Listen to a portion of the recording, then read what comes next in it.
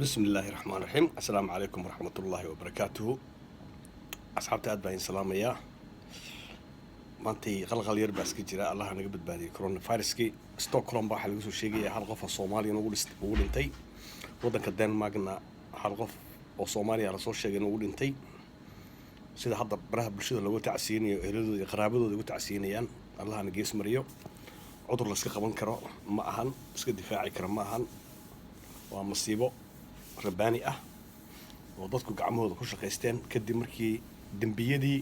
iyo fisqigii iyo beentii iyo balaayadii ay badatay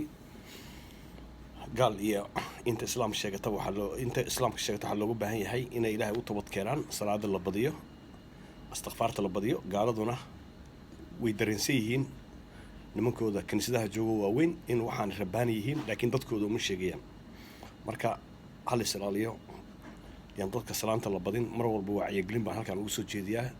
shaaribo wararka official channelkayga marka halis wadiyo ku xirnaada subscribe saara oo taas lacag kama gadna insha Allah bar ilaahay subscribe u saara iyo like ta aan wada soconno mar walbana insha Allah aan noqon dad isku xiran oo wada socda wassalaamu calaykum waraxmatullaahi wabarakaatuh.